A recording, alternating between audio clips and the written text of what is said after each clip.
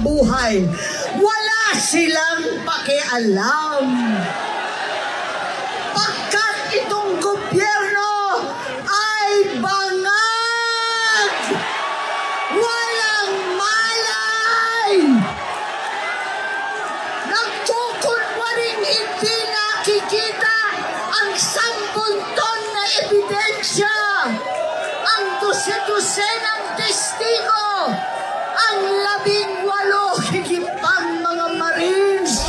February 4 po, ipwesto po namin si Senator Legarda bilang Senate President. 30 minutes before 3 o'clock, tumahimik ang buong Senado. Bakit po? Nagtawagan na galing sa mga taas na opisina at sinabi sa mga senador, hindi na kayo makukulong, bawiin nyo lang pirma nyo. Huwag niyong papalitan si Tito Soto. Yan po ay recorded, yan po ay alam ni Jinggoy Estrada, yan po isisiwalat niya sa tamang panahon.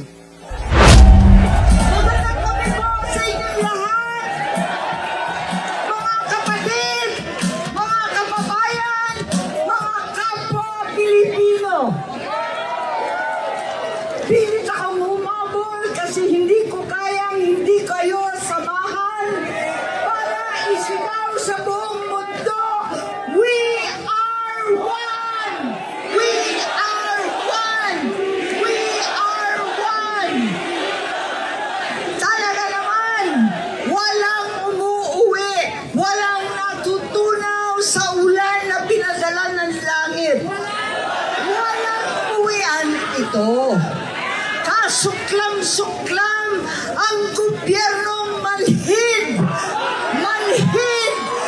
at walang pakialam sa hirap ng ating mga magsasaka at mangingisda, mga sektor na nagpapakain sa atin na halos walang makain, gutom ang mga pamilya.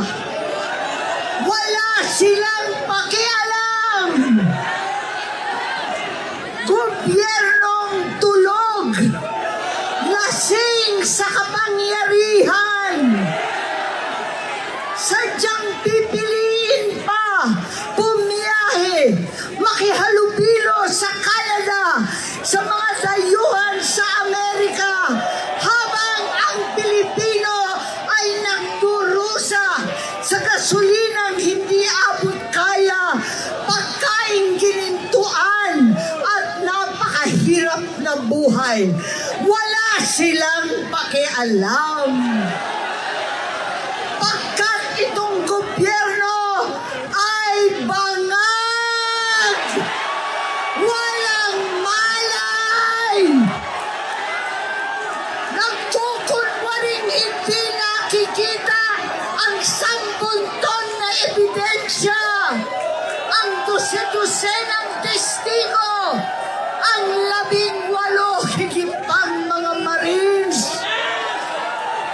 Itong baha at flood control na lulunod sa atin lahat. Wala silang pakialam. Kaya marami po sa inyo naging kasama ko nung ating kabataan. At ang suot natin ay itong t-shirt. Ang sigaw natin noon pa, makialam! Makialam na po tayo. Makialam para sa kabataan. Makialam para sa kinabukasan. Makialam para maibalik ang katotohanan sa ating lipi. Panahon na maibalik ang katarungan, ang hustisya na hindi buktot at binabaluktot ang batas at saligang batas. Katarungan na pantay-pantay sa mahirap at mayaman. Katarungan na walang sino-sino, na walang pinipili na kaalyado o kalaban daw.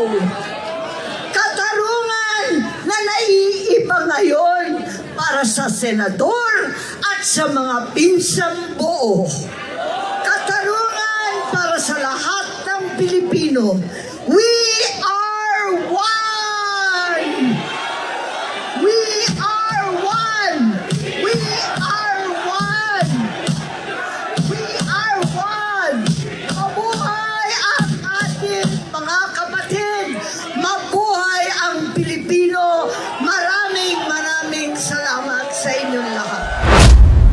Simula po ng ating pagkabata, simula po tayo inamulat, tinuturuan po tayo na sa higit sa lahat mahalin ang Panginoon, hindi po ba? At pagkatapos po tayong turuan na mahalin ang Panginoon, ang sinasabi sa atin, mahalin ang ating kapwa. Pero dahil lubusan nagmamahal ang Pilipino, pag may gumagawa ng masama, minsan sobra ang ating patawad. Minsan paulit-ulit na ang pagnanakaw, okay din na. Sobra na po ang ginagawa, tiisin na lang natin.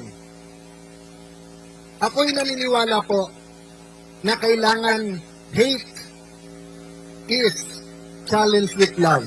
Make no mistake po, tayo lahat naniniwala, una ang Panginoon, mahalin ang kapwa, magalit tayo sa kasalanan, hate the sin, not the sinner. Ako'y naniniwala, we fight hate with love. Pero ako'y naniniwala, ang Diyos natin ay Diyos ng hustisya. Hindi po ba, mga kababayan? Nung SONA, halos 1 taon na nakalipas, malapit na po, ilang linggo na lang po SONA. Ang sabi po ng ating mahal na Pangulo ay, mahiya naman kayo!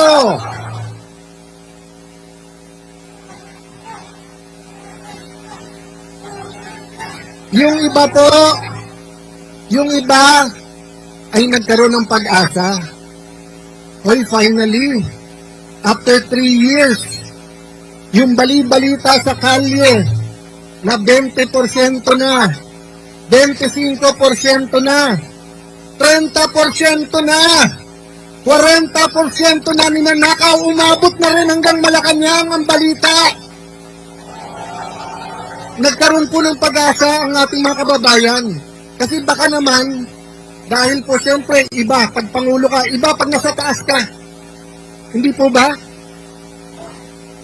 Kayo po ay napaka-bless. Bakit po? Ang isang Pilipino, pag sumulat po sa inyong tagapamahala, kahit na saan po, sulok ng bansa, nakakaabot. Pag may naaapi na kapatid, nakakaabot at inaaksyonan. Pero minsan sa simpleng barangay captain, minsan sa simpleng mayor o governor, kahit po sa akin, maraming sumusulat at pasensya na. Minsan po, hindi ko natutugunan. Eh lalo pa ho ang Pangulo. Kaya nagkapag-asa tayo. At agad tumilos si Senator Lacson. Nag-privilege speech. Eh nag-hearing na si Senator Marcoleta noon. Sabi ko kay Senator Marcoleta, Sir, bawal mag-privilege speech kapag ka hini-hearing na. Dapat sa hearing. Mabait po si Senator Marcoleta. Sabi niya, aangal ba? Hindi. Baka naman makatulong sa atin. So nagkaisa kami sa minority lang. Sige, kahit na bawal ang ginagawa, kung makakatulong sa bansa, kung mahanap ang magnanakaw, kung ang kadiliman ay mabibigyan ng ilaw, okay na. Nag-speech po siya. Na-reveal yung mga ghost. Pagkatapos sinabi, 400 yung ghost, 1,000 na yung ghost. Ang daming in-expose. And then pinalitan si Senator Marcoleta. Nung pinalitan si Senator Marcoleta, ang mastermind ay senador na lang. Nawala na po lahat ng iba. Nawala na sa departamento, nawala yung secretaries, nawala yung congressman, nawala po yung napakalaking tao na kung siya po ay nagpagalaw nitong lahat. Pero sabihin nyo, kapatid na Alan, biased eh. Hindi po. Si Ombudsman Boying Remulla mismo nagsabing, meron mastermind. Sabi po ni Ombudsman, meron mastermind. Ano po ang sabi? Ano po sabi ni Senator Lacson? Walang mastermind. So mga kapatid, malinaw na malinaw po na ang unang nagbigay ng pag-asa sa atin na Pangulo mismong sabing mahiya naman kayo. Hindi na po sila nahihiya. Sa totoo lang po, kawalang hiyan na ang ginagawa. February 4 po, ipepwesto po namin si Senator Legarda bilang Senate President. 30 minutes before 3 o'clock, tumahimik ang buong Senado. Bakit po? Nagtawagan na galing sa mga tax na opisina at sinabi sa mga senador, hindi na kayo makukulong, bawiin nyo lang pirma nyo. Huwag niyong papalitan si Tito Soto. Yan po ay recorded, yan po ay alam ni Jinggoy Estrada, yan po isisiwalat niya sa tamang panahon. Ang sabi po sa amin, wag lang si Loren. O, hindi na namin tinanong bakit. Sabi ni Loren Legarda, Alan, anak ko lumalaban. So baka yun ang dahilan. Pero okay lang, Alan. Okay lang, sinabi niya sa amin lahat. Magtiis tayo, magtrabaho, pero sabihin natin, wala nang lokohan. Walang lokohan sa flood control, walang lokohan sa tsa-tsa, walang lokohan dito sa datating na impeachment. Ano po nangyari? Araw-araw pa bago-bago, sasabihin ni Senator Lacson, walang report. Tapos may report. Tapos may mastermind. Hindi, kasama na. Hindi kasama si Romualdez, kasama si Romualdez. Tapos, nung sinabi ng isang witness, eto yung mga sekretary, nag-deliver. Lumabas po, di ba? Yung mga Marines. O, ano sabi ni Senator Lacson? Sabi niya, hindi nag-deliver, pero hindi sa Malacanang. Kasi Senator Lacson naging witness na rin. Paano po siya naging witness? Yun po ang inalma namin. Kaya nung Mayo 11, dumating po si Senator Bato. Alam niyo po ba, Lunes yon. Sabado, tumawag siya sa akin. Sabi niya, Alan, panay checkpoint na, hindi na ako makakarating. Wala rin naman yung isa. Hindi ko na sasabihin ko sa sino. Sabi ko, Kuya, yung isang yon pang 14, pang 13 ka. Sabi niya, ganun ba? Sige, pagdadasal ko. Alam niyo po, nung sinabi niyang pagdadasal ko, naramdaman ko. Naramdaman ko na hindi yun yung parang, may pag-asa ba? May pag-asa. Pero tingin mo walang pag-asa. Hindi yung parang, boss, laban, pagdasal natin. Hindi po. Naramdaman ko yung sincerity, ipagdadasal ko. Lunes ng umaga, alas 10 ng umaga tumatawag. Sabi ko, Sen, kung dadating ka, Alan, hindi Sen, gusto ko lang malaman mo kung dadating ka, eto, Sen, makinig ka. Sabi ko, ano yun kuya? Nandito na ako, sunduin mo na ako. So, napagdasal niya at alam niya tamang gagawin. Akalain po ba namin? Puno na ng NBI ang Senado. Mahigit 20 operatives na sa loob na po ng Senado nakakalat na. Mismong pong si President Cory Aquino nung nagkaroon ng kudeta. Mismong Senate President niya na si Senate President Salonga, hindi pinayagan na kunin si Senator Enrile, former Senate President Enrile sa loob. Pinayagan mag-privilege speech muna tapos nag-surrender. Kahit na naniniwala sa panahon na yon na walang kasong rebellion complex with murder. Ngayon naman po may bagong kaso, plunder complex with campaign donation. Kung pandarambong po ang pag-accept ng campaign donation, hindi po bribery ha, iba po yung bribery. Yung may tatakbo, may kailangang kontrata, eto. Wala pong kailangan na kontrata po, yung mga nag-donate kay Kuya Dante. Wala po. Kung yun po ay plunder, baka kalahati po ng mga nanunungkulan sa gobyerno ay sama-sama na dapat makulong dahil sa mga donasyon. Oh, bibigyan ko ng example ha. Although karamihan dito kapatid, sabihin na natin may iba pang mga sumama. Nung 2016 election, meron pong eleksyon, may isang kandidato nagpapadonate ng lugaw. Okay? Magandang project yon, magandang project yon. Magandang project yon. Pero kung 1 milyon po tayo na nagbigay ng 50 pesos para po magkaroon ng lugaw, 50 million yon, plunder po ba yon? O kayo po, may mga t-shirt kayo. Kung tatakbo po si Kadante, nagbigay kayo ng t-shirt worth 50 pesos. Eh ilang milyon po ang mga kapatid? Sa 1 milyon na lang po nagbigay isang t-shirt, plunder po yon? O, ang kasalanan po ni Senator Marcoleta ay hinahanap niya ang katotohanan. Yun po ang buong katotohanan. Alam niyo po, hindi po ako magpapakahaba. Alam ko pong mahaba ang programa, mahaba ang pagtitiis, pero gusto ko pong aminin sa inyo to. Kaninang umaga, nung pinapanood ko yung video at malakas ang ulan at hindi po umaalis, tapos may konting kaguluhan, nagsisigawan, we are one.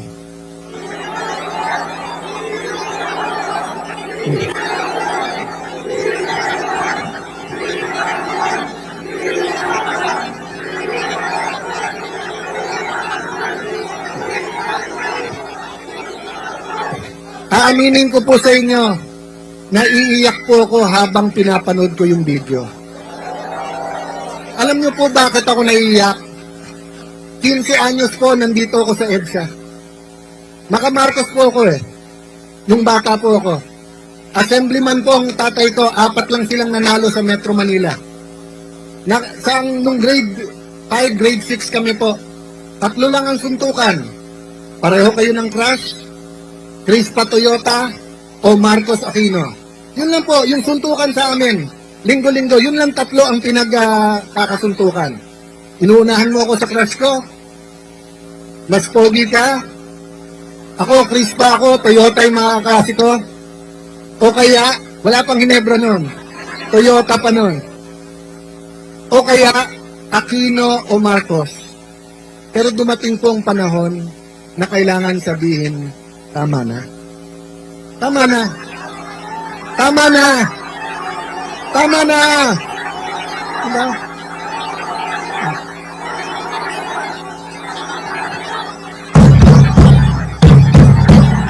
Tama na.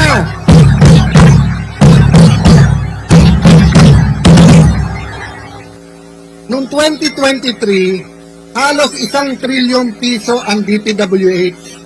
Ang flood control mahigit 300 milyon. Ang maintenance ng roads, unang beses, 1/3 din ng budget, mahigit din 300 milyon. Usually, 70% ng budget ay bagong kalye, bagong tulay, bagong building. First time po noong 2023.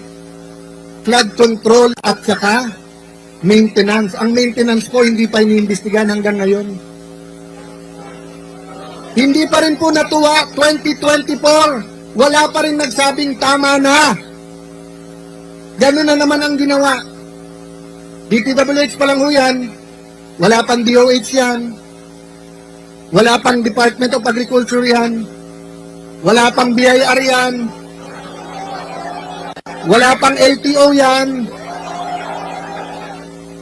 walang smuggling pa yan. At lalong-lalong wala pang kita sa droga yan. Oh.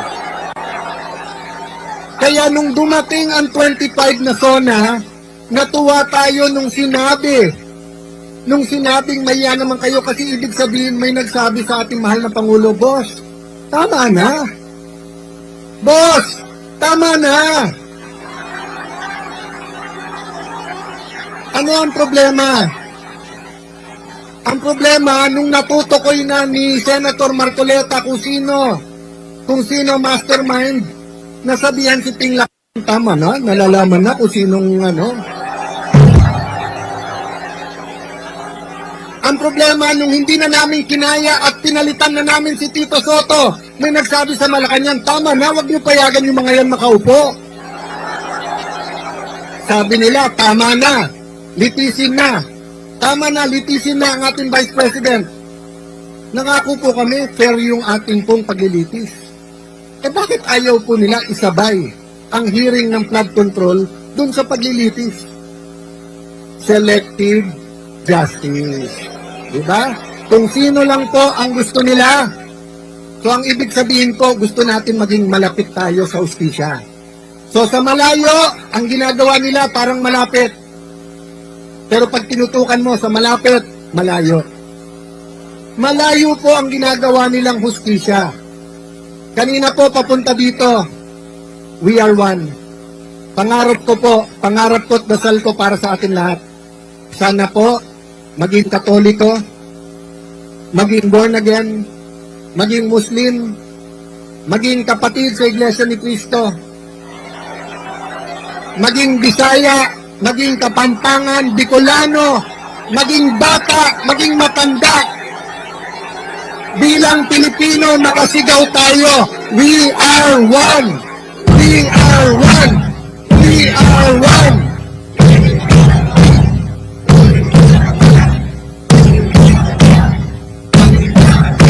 Baka pumayag po kayo na makulong si Senator Marcoleta na hindi naririnig ng bansa na karamihan kung hindi tayo lahat ay sumisigaw ng we are one. Okay lang po. Pagkatapos po ni Senator Marcoleta, isa-isay na po kami. Kasi ngayon, dalawa na po ang nawawala sa kasamahan namin. Sinasabihan na si Senator Bongo, lalabas na warrant mo. So 21 na lang. Sinasabihan na si Senator Marcoleta, ikaw na susunod ngayong linggo to. Ilan na lang yon? 4, 20 na lang. Oh, sabi ng ombudsman, maaring 2, 3 senador. 13 na po sila. So yun yung hangarin, nasa 13, pwede na nila convict ang isang impeachable na officer. Oh. Kaya, yung iba nating kasama sa EDSA noong 1986, yung pong nagsasabing laban, ay ngayon po hindi lumalaban. Bakit po? Bakit sila hindi lumalaban? Bakit sila hindi sumisigaw na we are one? Dahil gusto nila pag na-impeach ang Vice President, sila ma-appoint at sila naman ang maging presidente. Dahil, bakit naman papayag ang Pangulo na ganun magiging presidente? Kasi ang sabi naman ng Malacanang, sige, mag-agawan na kayo. Wala namang eleksyon eh. Magsatsatsa naman tayo. So, lahat po to ay sa pangalan lamang ng simpleng gawain. Ang gawain ng flood control. Kung wala naman pong flood control, normal po ang ating politika. Normal po, pwede natin sabihin we are one, pero ikaw dilaw, eto puti, eto itim, eto rainbow. Pwede naman po natin sabihin magkakasama tayo eh. Pero bakit po madugo ang labanan ngayon? Dahil iniisip po nung iba, lamunin na natin yung pagnanakaw. Pag tayo naman naging presidente, palitan natin lahat yan. Hindi po mangyayari, kapatid. Kasi pag nadungisan ka na at kasama ka na sa cover up, wala ka ng choice. Itutuloy-tuloy mo na ang pananakit. Itutuloy-tuloy mo na yung selective justice. Baon ka na, hawak ka na nila. Yun po ang problema natin kay Kadante. Hindi natin po problema na makukulong siya. Ang problema natin, hindi siya mahawakan. Ang problema natin, hindi siya madidiktahan. Kaya mga kapatid, sana hindi kayo madiktahan. At sana po, yung mga nakikinig sa kanilang mga bahay, yung mga nanonood, pagdasal nyo po yung nangyayari ngayon. Kung may konti kayong oras at pamasahe, pumunta na rin po kayo dito dahil welcome po kayong lahat. Welcome po kayong lahat. Welcome po kayong lahat.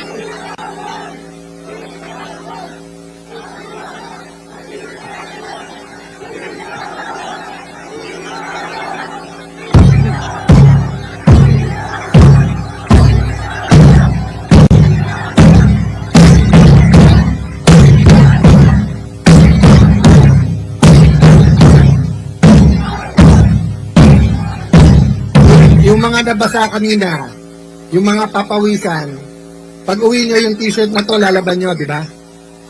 You will wash it. Pero tingnan yung t-shirt.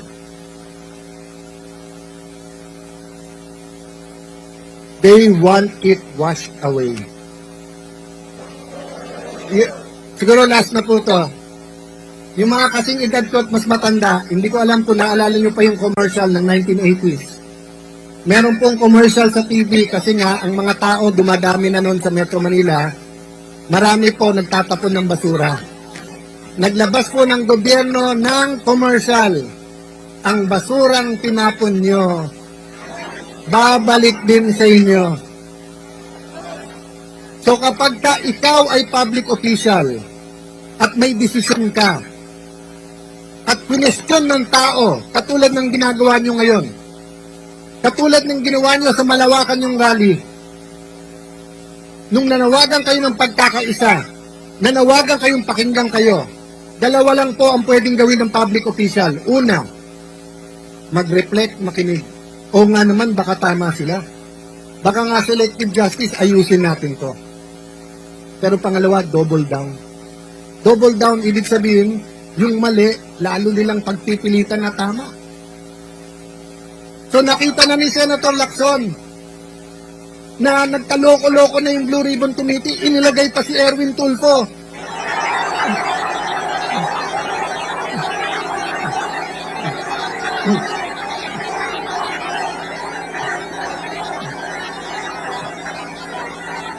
Tapos sabi ni Erwin Tulfo, nung siya po ay pinagbintangan ng 18 ex-Marines, huwag kayong mag-alala mga kababayan.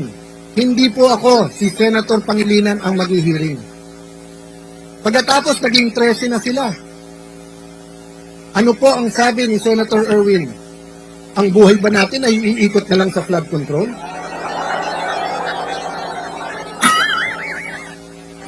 Pagkatapos nung nakawin, ang mahigit 100 bilyong piso, ang trilyon-trilyong piso, sasabihan nyo kami, ang buhay ba natin iikot na lang sa investigasyon?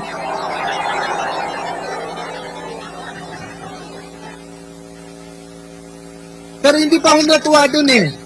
Huwag na tayo mag-imbestiga. Pero lahat ng manggugulo, ikulong natin yan. Si Marcoleta ang kulit, ikulong natin yan.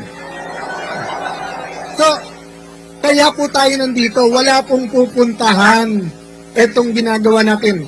Mga kapatid, tingin niyo po ba nagbago na? Ay, okay lang kung pagkatapos ng 1 year at sinabi, mahiya naman kayo, kung nahiya na lahat, di dapat nagrarally tayo dito para magpasalamat. Pero ang katotohanan po, tuloy pa rin naman ang korupsyon.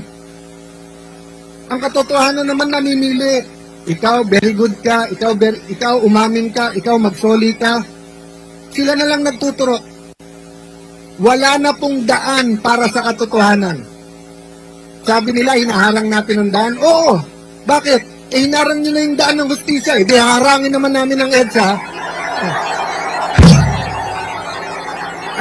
Ang sabi nyo, napeperwisyo ang traffic. Totoo po yun. At pasensya na po ang mga napeperwisyo sa traffic. Pero yung gutom araw-araw, dahil ninakaw ng gobyerno ang pera, hindi ba kayo napeperwisyo? Oh. Yung nawawalan ng trabaho, hindi ba kayo napeperwisyo? Wag nyo po kaming, iwanan ko po sa inyo mga kapatid, wag nyo po kaming alalahanin. Si Jinggoy Estrada, si Senator Bato, si Senator Legarda na hindi nakaupong unang Senate President na babae, si Senator Amy Marcos na kung saan dapat na-enjoy niya ang pagbabalik ng Marcos sa Malacanang pero pinili ni Amy lumaban kasama natin. Si Senator Pia na ang kanyang pinaglalaban, pamilya, anak, kababaihan.